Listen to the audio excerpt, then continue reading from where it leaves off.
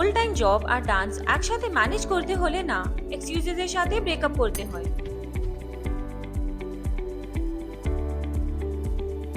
কিন্তু আমার রুটিন যতই ডিসিপ্লিন হোক, বডি তো আমার টাইম টেবিল ফলো করে না।